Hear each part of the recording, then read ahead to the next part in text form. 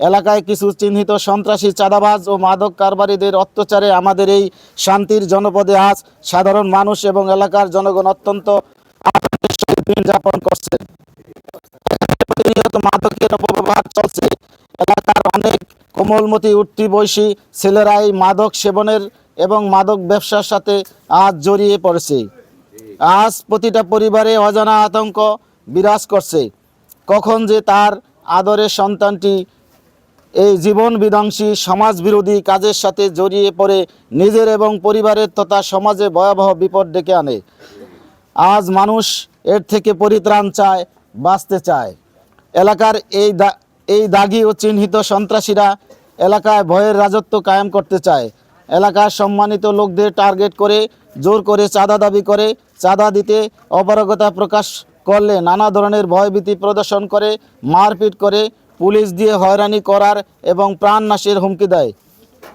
কিছুদিন আগে গাংসার এলাকার এক সম্মানিত ব্যক্তির কাছে 10 লক্ষ টাকা চাঁদা দাবি করে, না দিলে তাকে মেরে ফেলার হুমকি দেয়। এ নিয়ে এলাকায় ভীতি বিরাজ করছে। এলাকার মৎস্য খামারিরা, মাছ ব্যবসায়ীরা অনেক বিপদে আছেন।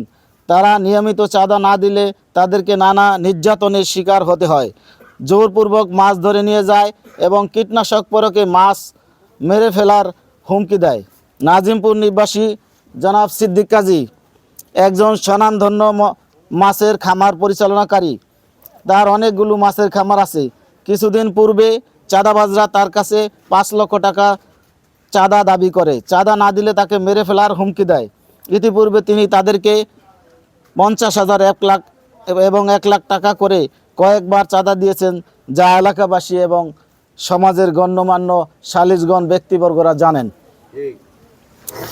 এই অপরাধী গোষ্ঠীরা এলাকায় বালু উত্তোলন এবং বেকু চালিয়ে কৃষি জমি ধ্বংস করে দিচ্ছে। এই দাগী মাস্তানরা পুলিশের ভয় দেখিয়ে থানায় লিস্ট দেওয়ার কথা বলে সাধারণ মানুষের কাছ থেকে মোটা অঙ্কের টাকা আদায় করে আসছে।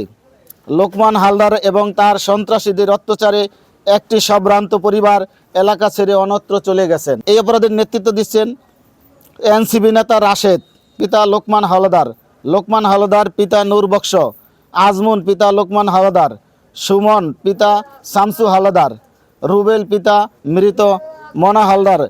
এলাকার সাধারণ জনগণের নিরাপত্তা বিধান করার জন্য আইন প্রয়োগকারী সংস্থার প্রতি বিশেষভাবে অনুরোধ করছি। এই সাংবাদিক সম্মেলন করলাম। আমি এমনকি কোর্টে আজকে আমি এই মামলা করছি, ডিবির কাছে তদন্ত দিছি। আমি এই জনগণের কাছেও, দেশবাসীর কাছেও বিচার চাই, আদালতের বিচারও আমি চাই।